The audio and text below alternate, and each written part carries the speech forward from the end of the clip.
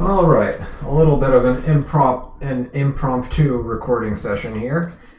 Had a derivation that I messed up with one of my students, and this video is primarily for that student, but I figured, you know what, if I'm going to record this anyway, might as well make it a public video, and that way other people can benefit from it. It's a video that I'm sure exists in many different forms on the internet already. It's a derivation of a very commonly used equation in magnetism. But I wanted to do it using the variables that I used with that student so that there wouldn't be any confusion from a video by another person who named their variables differently from me. And actually, naming variables was part of the reason that I messed up. So here we go.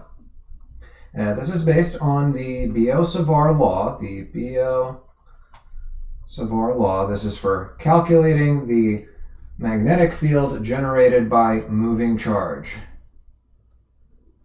So the Biot-Savart Law has two different forms. One says that magnetic field is equal to, let me scratch that for a second, is equal to the permeability of vacuum, mu zero or mu naught, however you want to call it, over 4 pi, times QV cross R hat over R squared, where R squared is going to be the distance between the moving charge that is generating the magnetic field and the specific location at which that magnetic field is being measured, and R hat is a unit vector that points in the direction of this R, from the location of the charge to the location where you're trying to figure out what the electric field is at that location. Did I say electric field? Magnetic field. I'm probably gonna mix those two terms up a lot. Anyway, another form of this is, you can also say, if you're dealing with a current, you can also say that it's mu zero over 4 pi times IL cross R hat over R squared. And the reason we can do this is because QV and IL are equivalent. So QV can be written as Q times, you can think of velocity as displacement over time, assuming it's a constant velocity anyway. And the displacement this time we'll call it L instead of the usual delta X, delta Y, delta R. We'll call it L this time. And let's see, so QL over delta T, you can rewrite this as Q over delta T times L, and Q over delta T, charge over change in time, coulombs per second. That is electric current. A coulomb per second is an ampere. Those are units of current. So there you go. QV becomes IL, where L is being treated as the vector, and the current this time is actually being treated as a scalar. The reason for that is because there are going to be situations where you're trying to calculate the magnetic field generated by a current or the magnetic force on a current in a wire that is in some sort of not so straight shape, and using this can help. Using this displacement vector instead of current as the vector, the current would be, if you had like a wire that was bent like this, then you'd have a current that might retain the same magnitude but is constantly changing direction, and that's not easy to work with. But what is easy to work with is the displacement of that current. You can just say it's from the starting point to the ending point of that bent wire segment. Anyway, that's all stuff I already discussed with my student, and that part is not really much of an issue. The issue came when we had to do some calculus and I had to do a derivation, and I was very, very close, but I messed up one thing, and like I said, it was due to improperly naming my variables. Well, it's not that I named them improperly, it's I forgot which of my variables were actually variables. So the idea here is if you have a really long wire, pretend that it's infinite, and you want to measure the magnetic field generated by this wire carries a current. I'll say that the current travels to the right in this case. So you have some current of magnitude I traveling through a straight wire, and say that this straight piece of wire is really, really long. We can pretend that it's infinite. And I want to figure out how strong the magnetic field is at some distance away from this straight wire. We'll call this distance, I called it little r, and that was a mistake because it caused me to forget that this little r was going to be a variable in this case. So this time I'm actually going to call it big R to avoid that confusion. So that's what I'm going to do. And I want to figure out what the total magnetic field at this location is. So we can rewrite the Biot-Savart law in an integral form. What we want to do first is, instead of b, I'm going to write it as dB, a small bit of magnetic field. Oh, and I forgot the arrowheads on these. Magnetic field is a vector after all. I'm going to write dB equals mu0 over 4 pi, just a bunch of constants, what you typically see in your physics equations, times I, that's also going to be a constant. And instead of L cross R hat, I'm going to say DL cross R hat. Some textbooks will call this DS instead. That's fine too, but I'm using L here because that's what I used before with the student that inspired me creating this video. And let's see, I guess over here, what would we do if it was this? I guess you would make this into a dV if you were starting from this version, but I don't see why you would need to, well, I guess, yeah, if you have a changing velocity, if you have an accelerating charge, I suppose you could change this into dB equals mu0 over 4 pi times q dV cross r hat over r squared. Anyway, working with this version of the equation, if you integrate both sides, then you get the integral of dB, which is just going to be the magnetic field, equals the integral of the right-hand side. So the magnetic field equals, I'll factor out all the constants. So here mu0 is a constant. Current can be variable, but in this situation, it's going to be a constant. And integral of dl cross r hat over r squared. So my mistake was calling this little r caused me to think of this as also being that same constant little r. It's not. This is a vector that's going to point from sections of this wire to this location where I'm trying to measure the magnetic field. And that was the big mistake. This is a variable. I treated it as a constant and pulled it out because I knew what the end result was going to be, and I thought what was going to emerge from integrating this was something that would then simplify with this into the end result. The end result, by the way, might as well get that out of the way right now, is that the magnitude of the magnetic field caused by a straight wire is equal to mu0 times I over 2 pi r. As for its direction, you can use your right-hand rules to figure that out. Okay, now let's go ahead and put together the diagram for this and see how that's going to look. So I'm going to take a small section of this wire of a really small length. I'm going to take two such sections, actually. And hopefully the way I've drawn this, they're about equally spaced. Yeah, I'd say that's about equally spaced because we're going to take advantage of the symmetry here. I'm going to say that the width of this thing, so I'm going to call this my x equals 0 position. And I'm going to say that this is a small change in x, which is equivalent to a small change in L. The length of it's a small displacement of the charge moving through the wire.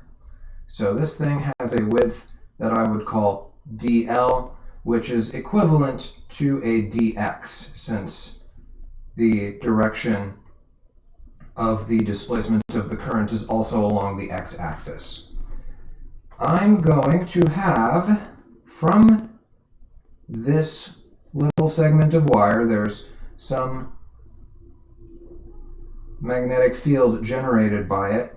It's from this distance, which I'm going to call little r. So little r from the, either if you have a moving charge, it's from the charge, or if you've got a section of wire that has current in it, it's from that section that carries the current. It points from that place to where you're trying to measure the field. Well, I guess r isn't really the vector, but r hat is the vector. So what I mean by this arrow is the direction of r hat.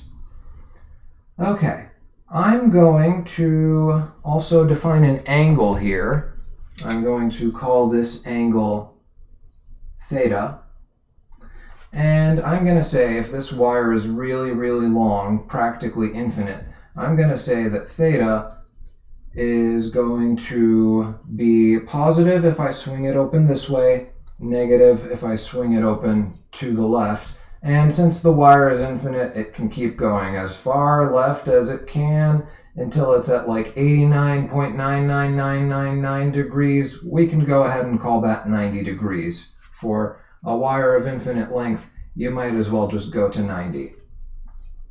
So we're going to say that theta goes from a minimum of negative pi over 2 to a maximum of positive pi over 2 in radians. That's negative 90 to positive 90 in degrees. Okay, so the direction of r hat is going to depend on this theta. It's going to have a magnitude of 1, and for its direction, its horizontal component is going to be dependent on sine of theta, since it's going to be opposite to this theta, the horizontal component. Along that direction, that's the direction opposite of theta. So r hat, I'm going to write it in angle bracket notation here. It's going to have an x component that depends on sine theta, and it's going to have a y component then that depends on the cosine of theta. The y component is parallel to this segment over here, and this segment is adjacent to theta. So that's going to be cosine of theta, and then it's got a z component of 0 in this drawing, assuming that the directions x and y are the traditional directions, positive x to the right, positive y straight up, and positive z would be pointing up out of the page. Okay. So now we've got a definition for r hat that should have a magnitude of 1. If you square each of these, sine squared plus cosine squared plus 0 squared, that adds up to 1. So yeah, it is a valid unit vector. We're good to go with that. What about a definition for dl? Since dl is equal to dx, I can define x. X is going to be the distance from x equals 0 to whichever wire segment we're working with. So if I call this distance x, I want to use another color for this. How about light blue? If I call this distance over here, if I call that x, then I can define a dx. Let's see. So how does x relate to all of this? X is going to be related to this big R to the tangent definition. Tangent of theta is equal to opposite of theta is x over adjacent of theta is our constant big R. In other words, x is equal to big R times tan of theta. Big R times tan of theta. Let me wall that off. Which means then that dx is equal to R is a constant, the derivative of tan theta is secant squared of theta, d theta. Okay, that's all good. Now, what else did I want to define? I want to define little r in terms of big R and theta. So let's define little r. Little r, I guess, is going to be... I guess little r would be the hypotenuse of a right triangle, and then big R is going to be adjacent to the angle theta. So I guess what I want to do is say big R is equal to little r times cosine of theta. In other words, little r is equal to big R over cosine of theta. Yeah, there we go. That's another thing we're going to need later. Okay. Now, going back to this r hat, so I drew a second segment over here, and the reason for that is because I want to take advantage of the symmetry of this situation to simplify r hat so that we don't have to do too much with calculating this cross product. The direction of dl is going to be in the direction of dx, which I suppose we have to go with the positive x direction, so it would have a direction parallel to I hat. So what I really should be saying here is that dl is equal to dx times I hat is equal to r secant squared theta d theta I hat, where I hat can be written as 1, 0, 0 in angle bracket notation.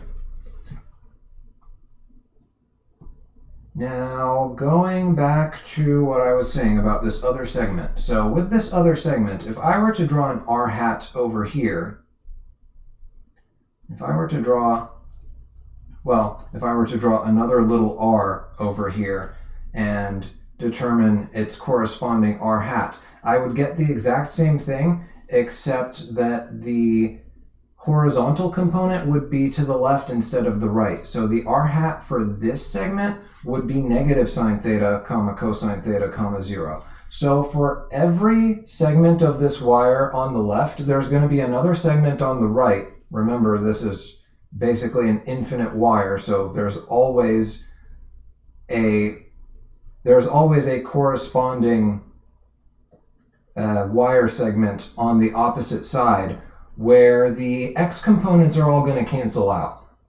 So we can ignore the x component of the r hat completely because it's going to go to 0 anyway. We can leave it out of the integral. We just need, all that's left of it is this cosine theta times, I guess, j hat. So we can replace r hat with cosine theta j hat.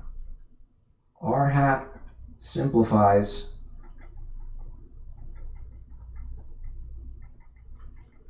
to cosine theta times j hat. Just the y component of r hat is what we need to keep in our integral. The two components, one of them is already 0 and the other one is going to cancel out due to symmetry. So that is another simplification we can do. This is going to make our cross product much easier to process. In fact, let's go ahead and take care of the vector part of our cross product. So we would be crossing, let's see, dl cross r hat. We would be crossing the I hat part from dl is all that's left, and from r hat, all that's left is cosine theta j hat. So if I go ahead and rewrite this integral, I guess I'll do it over here. Let's see what we get. I'm going to have b equals mu 0 I over 4 pi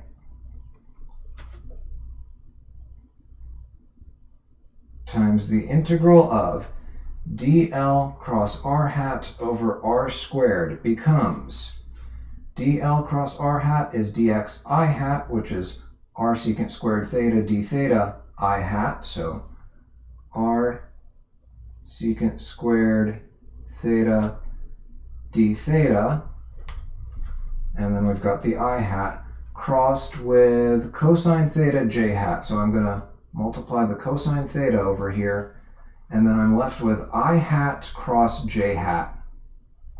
Some of you immediately know this is going to be k hat, but no harm in actually setting up the matrix for this.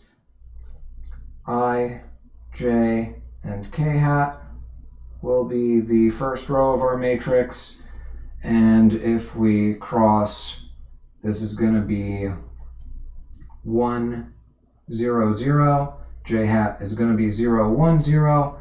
If you go ahead and figure out the determinant of this matrix, you're going to get I hat times 0 times 0 minus 0 times 1, that's 0.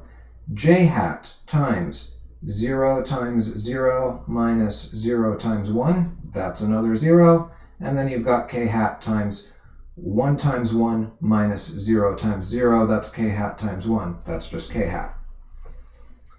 And then all that over little r squared. This was the part that I messed up. So little r squared, little r is big R over cosine theta. So little r squared is big R squared over cosine squared of theta.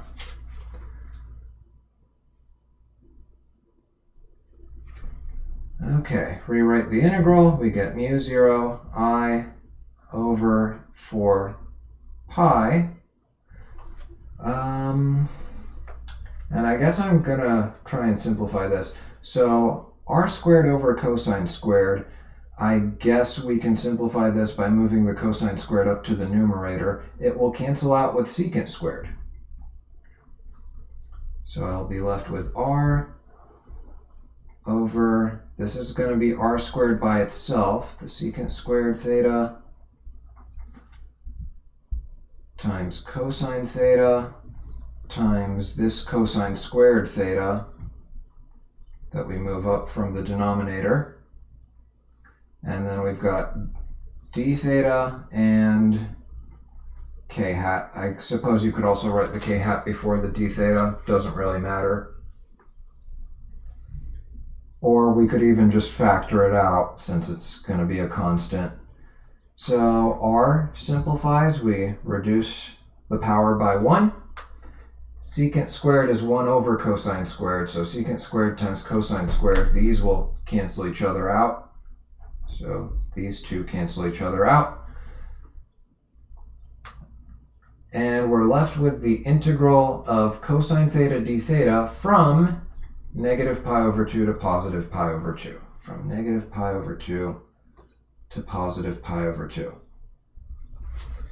Okay, and from here it shouldn't be too bad. It's just the integral of cosine. Integral of cosine is sine.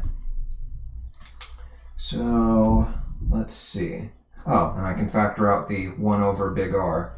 So we get mu 0 I over 4 pi big R times, oh, and I guess we can also have the k hat in there. And then integral of cosine theta is sine theta, so we've got sine theta evaluated from negative pi over 2 to positive pi over 2. Sine of positive pi over 2 is positive 1, minus sine of negative pi over 2 is negative 1. So we've got 1 minus negative 1, that's equal to 2. So we get mu 0 I over 4 pi r k hat times 1 minus negative 1. That's times 2. The 2 reduces with the 4 to give us a 2. And there you go. Mu 0 I over 2 pi r. Wait, did I? Mu 0 I, not mu 0 pi. I don't know why I wrote a pi there. Mu 0 I over 2 pi big R times k hat. Now, you could have gotten negative k hat instead if the current was going in the opposite direction. I drew a current that was going to the right, but if you drew a current that was going to the left, you'd get the exact opposite direction. So this one is going to generate a magnetic field that is going out of the page at this location. At this location, same distance, big R, but opposite side, you would actually get it going into the page instead. So actually I would mark that with an X to show that it's going into the page. And you can go ahead and either use your matrix to figure out how all that works. Really, the only thing that's changing is the let's see, I guess what would be changing is the y component of r hat would become negative cosine theta, since it would be in the negative y direction there. And yeah, that's what would flip the signs. So this would change into a negative 1, and that would change the calculation, give you a negative k hat. If you know your second right-hand rule, that would be the quicker way to determine the direction, but if all else fails, you can just do it the slow but accurate way. So there we go. That is that problem taken care of. Now let's take a look at another application of the Biot-Savart law, this time for a circular arc of wire. We might as well. And we could take this even farther, but we'll see how long it takes to get this first one done. And then I'll decide whether or not I want to show something more complicated. So next we've got a circular loop of wire that contains a current within it. So there's probably a battery plugged in here somewhere and a resistor, but we'll just simplify the drawing and just draw the wire itself without any circuit components. So you've got some sort of loop of wire, a circular loop of wire, and you want to calculate the magnetic field that is generated by this loop of wire right at its center. This is where you want to find the strength of the magnetic field. How do we go about doing this one? Same equation, same process. We just have to change our thinking a little bit due to the different shape. We're not working with a straight wire anymore. So what we're supposed to get, in this case, be at the center of a circular loop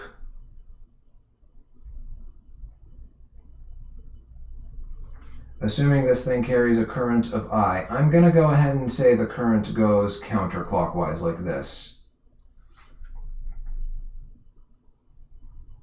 So a magnetic field at the center of a circular loop carrying a constant current of I is supposed to be mu 0 I over 2R. That's what it's supposed to simplify to. Let's go ahead and figure out how we want to do this. So I'm going to go ahead and say that I want to start from this place. I want to start from here and start counting segments of wire and adding up how much magnetic field each of those segments adds. I'm going to say one such segment looks like this. So there's one small segment of the wire. You could imagine me chopping this up into infinitely many of these little pieces. Each one adds a little bit to the total until you get the running total through, of course, an integral. And I'm going to, from this dotted line, I'm going to start calculating an angle. I'm going to do it in the counterclockwise direction this time. So I'm going to say this segment over here, which is going to have an arc length of dl, you could also call it ds if you prefer,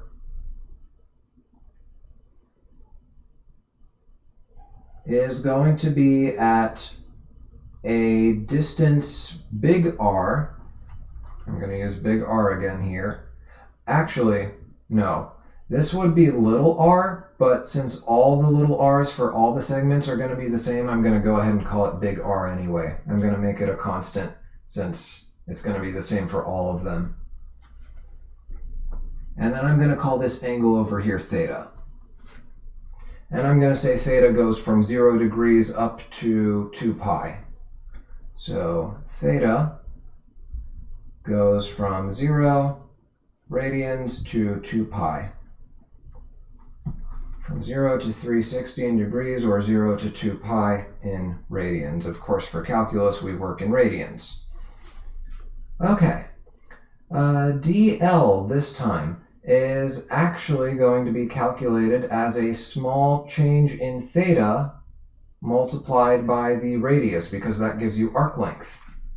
When theta is in radians, radius times theta in radians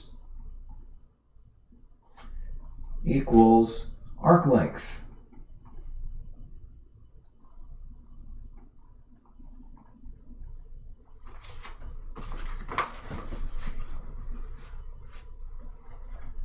So then that would tell me that, let's see, so arc length, I guess, for a big angle theta like this over here, this whole thing, that whole length is what we would call L. Traditionally, arc length is called S, but I'll stick with L just for the sake of this video being somewhat consistent with itself. So yeah, r theta is equal to L, which means dl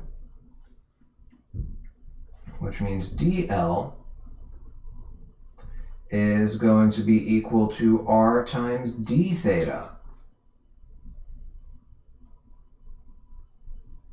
And then, what am I missing here? I guess d theta would be the vector here. Wait a minute. Is that right? No, let me think about this. Direction of dl. What would I use for the direction of dl? I guess the direction of dl does keep changing. Maybe I didn't think this one through well enough before starting this recording. Oh well, we'll figure things out as we go.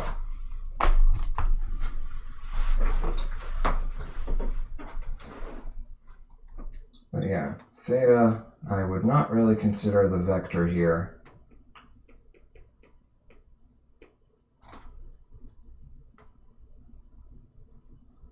I'll have to think about it. I'll have to think about this because, I mean, a vector equals a scalar times it has to be another vector. So yeah, I guess d theta would technically be the vector here. Anyway, we need to define our little r and r hat. So we've got b is going to be the integral of mu 0 I over 4 pi times dl cross r hat over r squared. In this case, our little r is going to be a constant, so we can actually factor it out with the mu 0 I over 4 pi. So we get mu 0 I over 4 pi, and then our dl is going to be, oh, and I forgot, that's going to be r squared over there, big R squared, and then our dl is going to be r d theta cross r hat. This big R can also be factored out of the integral. In fact, it'll cancel with this one over here and reduce the denominator to just a single power of R along with the 4 pi. Let's see, and then what remains is determining the direction of d theta cross r hat. So d theta and r hat. R hat is going to be in the direction of r at any given time. So r hat will be in this direction at this moment in time. That's not a different enough color, is it? Let's use, I guess I'll use orange. I'll draw a completely different segment. Let's look at this segment, for example. Let's look at that segment. So the direction of r hat would be that way, at least for that particular segment. And then the direction of d theta would have to be the same as the direction of dl, because you're multiplying by a positive constant. You're multiplying by a positive scalar, so these two vectors should have the same direction. The direction of dl, if we're going counterclockwise, the direction of dl or d theta would be in that direction. And if you do this for every possible segment, you're going to notice the same relationship. Whatever r hat is, there's the direction of r hat, there's the direction of d theta. You're going to notice they're always perpendicular to each other. You're going to notice that they're always perpendicular to each other. So they're going to have the same cross product. They're going to be at the same angle to each other for each and every segment. They're going to have the same exact cross product. Actually, I drew my r hat wrong, didn't I? It's from the wire segment to the location, which is at the center. So r hat is actually inward, not outward. So flip those arrows. Flip that one. And flip that one. And learn from my mistakes, please.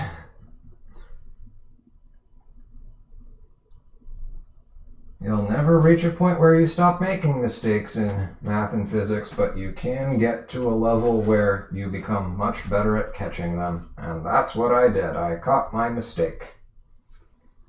Anyway, cross product of these two vectors, I guess I will do, let's see, it's d theta cross r hat. So I'll just take a simple version of this one somewhere. I guess the simplest one I could do is with the segment down here at the bottom. The direction of d theta in that case would just be the positive I hat direction, straight to the right, and the direction of r hat would be the positive j hat direction, which is straight up.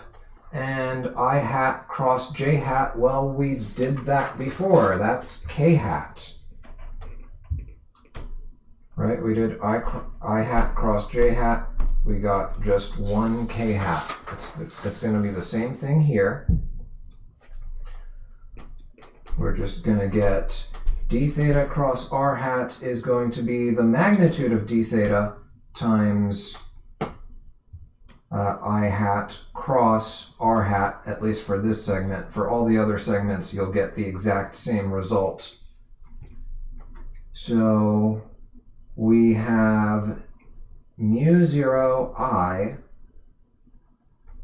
keep on, my muscle memory is trying to write a pi over there. Mu 0 I over 4 pi r times the integral of, all that's left here is just plain old d theta. We've taken the direction out of it and crossed that separately with r hat to produce positive k hat. Would be the direction of the magnetic field that's going to be produced at the center of this wire loop. If I had the current going clockwise instead, I would have had it in the negative k hat direction. Anyway, integral of d theta, if you go from 0 to 2 pi, the integral of d theta is just theta. And that's evaluated from 0 to 2 pi, so you would do 2 pi minus 0, which is 2 pi. And so we end up with mu 0 I over 4 pi big R times what drops out of this integral is 2 pi k hat.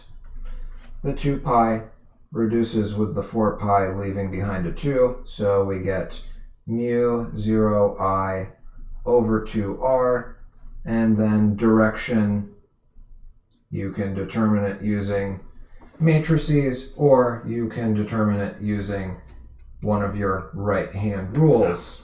I would recommend learning the right-hand rule to simplify this process, because you're not going to want to do this integral every single time. I mean, there are going to be situations where you have to do it like this, because you might be asked to do a different version of this problem. You might be asked to do, calculate the magnetic field at this location from just a quarter of a loop, or calculate it for half of a loop.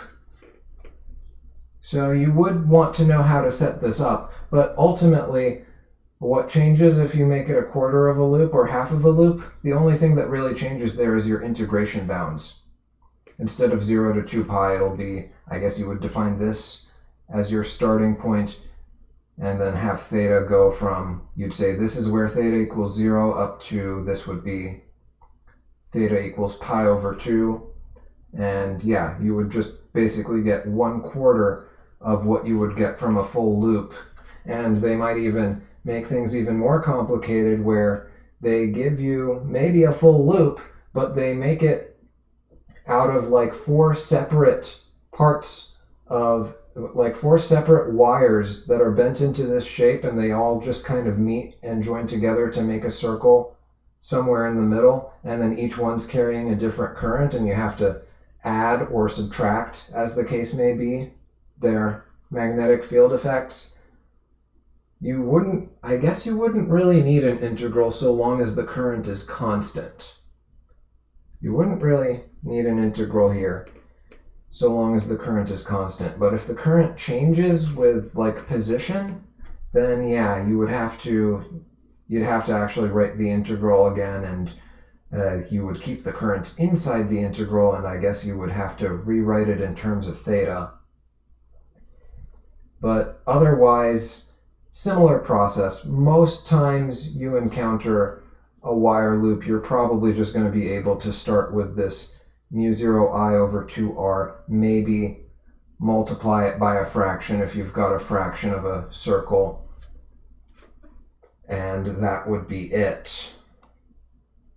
Now, one way we could make this worse is we could ask not where the magnetic field is at the center of this wire loop, but where would it be above this center or below? So on the z-axis, but somewhere like up here in the air, right up here. What would it be? I don't know, 10 centimeters above the center of this loop. That's another calculation we could do, but seeing as how this has gone for over 40 minutes, I think that is enough for one day. You can refer to any decent physics textbook, will probably have the proof for that other situation where it's on the z-axis but out of the plane of the loop, if you're interested in looking at that. I don't think I've ever had to do anything with that apart from just, understanding that derivation itself. I think the end result of that was, if it is at a height z above the center, I think you get something like mu 0 I over, I want to say it would be like 2 pi times r squared plus z squared to the 3/2 or something like that. Actually, let me double check. I've got my book in front of me. What did they get? No, they got mu 0 I over 2, no pi. The pi cancels out. And then they've got big R squared over r squared plus z squared to the 3/2. So that is something that you can look up the derivation of. This is for a circular loop where you're measuring the magnetic field not at the center of the loop, but along the axis that goes through the center of the loop, some height above or below the center of the loop. And if it's off the center of the loop, God help you, because that is a can of worms I don't want to open. If they ask, what's the total magnetic field? I don't know. Like here, forget it. That's not something they would ask you in your typical electromagnetism physics course. I mean, it shouldn't be impossible. There should be some way to do it, but I don't even want to begin thinking of what I'd have to do to make that work. I suppose I would look for some symmetry first and see what I can cancel out. Oh great, I'm actually thinking about it now. Okay, let's see. So I would probably draw an axis of symmetry there, and maybe something over here is going to be relevant because I'd have magnetic field contributions from the right side and left side. There might be something that cancels out between those, and then there might be something to consider from this side of that second dotted line versus this side. But you are going to get something, whatever this is, you would get something that's weaker than whatever you measure at the center. The center is where all the contributions from all these little DLs are all going to add up together, and then anywhere off center, you might be getting a stronger contribution from the pieces that are closer because you're closer to them now, but you're also farther away from, like, there are more segments that are farther away than there are closer. So I would imagine that the magnetic field would fall off. At least that would be what my intuition is telling me. But I guess I'd have to sit down and do the math to find out. Anyway, this result is probably at its most useful in a later part of your electromagnetism course where you talk about inductors and self-inductance. It's basically like a stack of wire loops that you want to measure the magnetic field for because it helps you calculate something. You'll need to learn Faraday's law first before you get to that point. So I wouldn't worry about it too much for now. Just my point is, don't forget that this exists. Even if you don't end up having to use it in the current chapter/lesson, however your course defines this topic, even if you don't use it right now, it's going to creep back up in a later topic. So just don't forget that this thing exists. Anyway, that'll be it for today. Hopefully this was helpful to whoever ends up watching it, and I think that will be enough for now. If some of you are still wondering where the office hours are, I'm probably going to be starting that up in the summer and doing some AP Physics 2 because there's not that much content for AP Physics 2, and I'd like to create something formal for that. Also, I'm getting some summer students who are going to want some general physics courses anyway, so I might as well expand my range of coverage. So that will probably be when most of you see me next. Anyway, have fun, take care, don't forget to do your homework, and I'll see you whenever I see you.